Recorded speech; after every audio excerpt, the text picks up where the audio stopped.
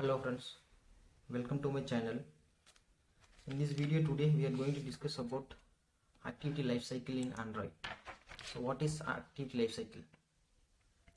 So before getting into activity lifecycle, let's recall what is activity, that is we discussed already, right? So activity is the UI part of our application. So all the content that is rendering on our mobile application, right, that is rendering on top of activity. So every visible screen is an activity in Android application. If your Android application having a 5 screen, it means you have a 5 activity. Activity allows us to interact with it. Yes, it's true. Activity is rendering username field, password field, and it is giving a button. So we are interacting with that, right? We are entering username in the username field, password in the password field, and we are tapping on the submit button.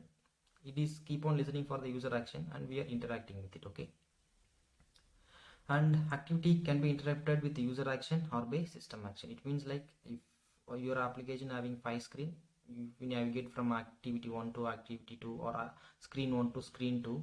Screen 1 is interrupted and top of screen 2 is coming up. So screen 1 is interrupted, screen 2 is coming. If you are moving from screen 2 to screen 3, screen 2 is interrupted and screen 3 is coming up.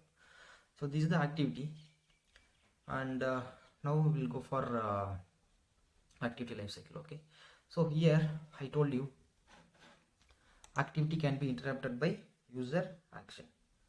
Now say here user is interacting with your application or activity. Consider you have activity 1 or screen 1. Okay, whatever it may be, you can say activity as a screen. So we have a screen 1 and the screen 2. User is moving from screen 1 to screen 2. At the point of time screen 2 is visible, so screen 1 goes to invisible state. So what is the problem when activity changes its state, or when user is interrupting or interacting with the application? Like take one example. Okay, in your screen 1 you are playing on animation. Consider now you are moving from screen 1 to screen 2. Now screen 2 is visible to the user, screen 1 is invisible to the user. So here like screen 1 is not at all visible to the user, so what is the use of playing that animation? We have to properly stop that animation or pause that animation. When user coming back to activity 1 or screen 1, we have to restart or resume that animation, right? So how do we do that? For that we have to properly track state of an activity, state of a screen, whether it is visible to user, not visible to user, whether it is creator, started, whether it is completed, killed, destroyed already. So every state is there, right, that we need to track. So how do we do that? So as a good news, we don't want to do this because Android system itself is able to track all of our activity state. So when it comes to tracking of activity state, Android system will be helpful for us. And if you want to get the state of an activity, just get the state from the Android system itself. Okay, so how do we get the state of a current screen? Okay, screen 1, how do we get the state of a screen 1, whether it is paused, whether it is stopped, whether it is killed, from Android system, because Android system is tracking the status. Okay, so how do we get that? So that is where life cycle of an activity comes in. So life cycle methods of an activity is there, right? We can say that as a set of methods or set of event or set of functions, whatever it may be. Okay, those are called by the Android system by default. We are not going to make any call to these functions. Instead, Android system will give the status of that particular activity. Okay, status of this is the life cycle of this activity. If you have a 5 screen, 5 activities there, every activity is having its own life cycle. Now consider activity 1 is having, and it is going to activity 2. Now activity 1 is also having its life cycle methods, and activity 2 is also having life cycle methods. So depends on visibility status, started states, or destroyed status, Android system will give particular call to this function. Okay, so let's understand what is on create what is on start, or what is on resume, on pause, on stop, and on destroy. Okay, first, every activity, right? These are the basic lifecycle methods, starting from creation of that activity to creation of activity, in the sense creating instance for that activity, and until it is getting destroyed. We have a lots of lifecycle method for an activity. Now let's see what is on create. Okay, first, the name itself says this creation of an activity. Okay, when the activity is created, Android system is keep on tracking that status of that activity, right? So when activity gets created, immediately it will give call to this method. In that corresponding activity, on create method it will call. So there we can do our initialization part for our activity. For example, if you are assigning a view to render for that activity, you can give that. If you are creating some instance for a supported class, you can give that. It means once this method completed its execution, right, it means we can say our view is created and all our supported classes are ready.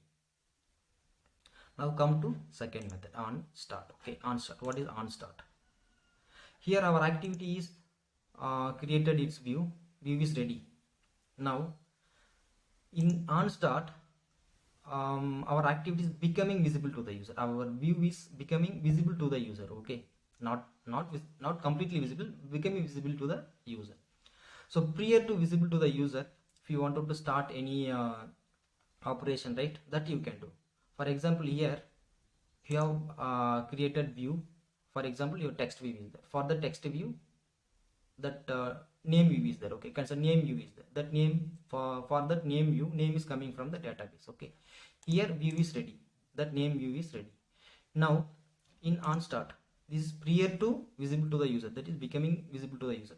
In this place, you make a call to database, get the name from the database and assign that to that variable. So what will happen? Prior visible to the user, your username is assigned to the text view, username view. Okay, what is on resume? Now in this place, activity will give Android system will give a trigger to this method when it is visible to the user. Okay, it means like your activity is now completely visible to the user on our mobile screen. User can interact with it. For example, in username password screen, username they can enter, password they can enter, right? After it's visible only, user can interact with that. So when we get a call to this method, we can clearly say our activity is completely visible to the user and user can interact with it. Now what is on pass? On pass is like activity is visible but not complete. It is partially visible. Partially visible in the sense like some other small pop-up or some other window is coming on top of that. Okay, so user is looking at that window but not entirely the current activity. That current activity is going to past state. It means like this is partially visible but it is not interactable. Okay, so user is interacting with another small screen on top of the existing screen. So existing screen is partially visible. So what is on stop? On stop in the sense our activity is completely invisible. For example, we are moving from activity 1 to activity 2. So activity 2 is completely visible now. Okay, activity 2 is completely visible. But what is the state of activity 1? It is completely invisible, right? So at that point of time, you will get a trigger in this on stop method. User is not able to interact with that at the point of time because it is not at all visible. So user cannot interact with it. What is destroy? Here, whenever you are pressing a back button from activity 2, what will happen? Activity 2 will be destroyed and it is going to activity 1. So prior to destroying activity 2, it will give a call to this on destroy. So here like you can close your database instance that is retrieving username from the database, or if you are performing any network operation, that you can remove, or you can clear some memory. So all, because activity is destroyed, right? So all of the instance should be destroyed. If you want to clear your memory manually, you can do it on the destroy part. So these lifecycle methods are called by the system. So we don't want to make any call to this method manually. Okay. There are set of order when calling this method. For example, when starting an activity, on create is getting called. from on create you are creating a view, and then on start is getting called, and then on resume it's getting called, and it is completely visible to the user. So we can say this vertical is there, right? On create, on start, and on resume. This vertical is the visible part of our activity. Let's come to this part. Okay, this is from top to bottom, it is visible. Right hand side from bottom to top, it is going to destroy. On pause, on stop, and on destroy. So depends on the user interaction. Okay, depends on the user interaction with the app, different lifecycle methods getting called. I will tell you one example. Okay, here take same example. Activity A is there, activity B is there. When I tap on application icon, activity A is coming to the screen. So at the point of time, what will happen? Here what I told you here, view is completely visible to the user. Now activity A is visible to the user in the sense on resume is called. Here it is on resume is called. It means it is coming from on create and then to on start, and then it is on resume. Now user tapping on any button in that activity A, first activity, yeah, it is going to second activity. Now second activity, same method is getting called, on create, on start, on resume. But the first activity is not at all visible to the user, right? So what happened to that? It goes to on stop. For that first activity already on resume is there, it goes to on pause and on stop. Second activity, on create, on start, on resume is there. When you press the back button for the first activity, what will happen? This is already on stop, right? This is not visible to the user. Now it is visible to the user again. So it comes to on restart, start, and resume. It is visible to the user. Activity 2 is destroyed, on stop and on destroy. This is our lifecycle method executed. Okay, so this order is really important one. We cannot make a call to any of this method. Also this order is there, right? This is called as per. Okay, this will not call on destroy directly from on resume. So it will go from on resume, on pause, on stop, and on destroy. If it is on destroyed, we have to create that activity. If it is stopped, we have to restart it again. If it is paused, it will be resume again. Now take this screen. Okay, as we discussed already, I have an activity 1 and activity 2. User is interacting with that activity. Okay, now user is entering password 1 and password username and password in activity 1. So Android system what will do? It will track the status of an activity and immediately it will call that corresponding method. If activity 1 is visible, it will call on resume method. If activity 2 is visible, it will call on resume method in this screen, and in activity 1 it goes to on stop method. It will call on stop method. So we don't want to make any call. Okay, not only user interaction, our system also will interrupt our existing activity. For example, you are using one application, you are trying to enter username and password, immediately one of your friend calling you on top of your existing screen, calling screen is coming, right? So system itself will overdraw some window on top of your existing screen. So system also can interact with our existing application. Let's see in example, and we have activity 1, activity 2. This is activity 1. Okay, activity 1 having extends AppCompat activity. This activity 2 extends on AppCompat activity. Now what I'm going to do, for this activity, right, I should have I should get the status of this activity using the callback method. Okay, so for creation of this part, I'm using on create method. Android system will call this method when creating a view. When creating a activity, right, I am asking this activity to take this layout file to design for the activity. And same like on start, on restart is there, on resume is there, on pause is there, and stop is there, on destroy is there. Under all the methods, I have a log. This is specific to activity 1, right? So activity 1 on pause. If it goes to on stop, on locate, it will display on stop. It goes to on destroy it will display on locate. Same like activity 2 is there.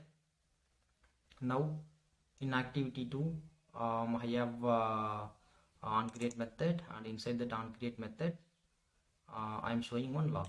Okay, it reaches log on create. Okay, and same in on start method, I am showing on start. On restart method, I am showing on restart.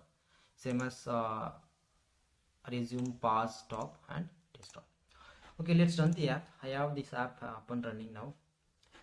Let's open Locket and see how these activity lifecycle methods are executed. Okay, I'm clearing this Locket. Make sure you have selected the right emulator and selected the current application. And then I'm selecting info because I'm displaying info. Okay, and activity. Now I'm closing this app.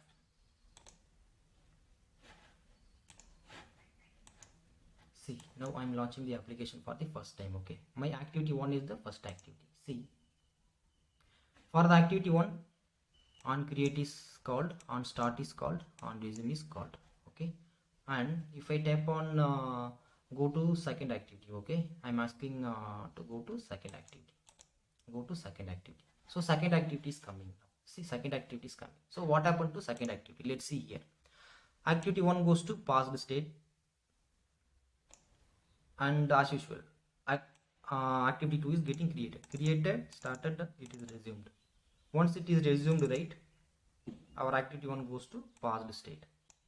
Now we can clearly say when our activity 2 is resumed, our activity 1 goes to passed state. Now I clear this one. If I press back button, and let's see what is happening to activity 2. Okay, back button. See, when I press back button on activity 2 is passed, and then activity 1 is visible to the user. Now see, activity 1 is visible to the user. Immediately activity 2 is goes to on stop and on destroy. We don't have any access to second activity anymore. This is how activity lifecycle methods are getting called. So not only user interaction with the app, whenever I tap on home button or any of this button, right, for example, if I goes to home screen, for that activity on pause, on stop getting called. If I coming to the application again, on restart, resume is getting called. If I rotate my screen, see, if I rotate my screen again, on resume, on pause, on stop is getting called. When I rotate my screen, what will happen, right? The existing activity is getting destroyed. On pause, on stop, on destroy, and it will create that instance again. Okay, so depends on the user interaction with the application, activity gets recreated, or it can be modified state. That state we can get from the Android system using lifecycle callback methods. That's all about, friends. Thank you for watching my video. Let's meet in the next session.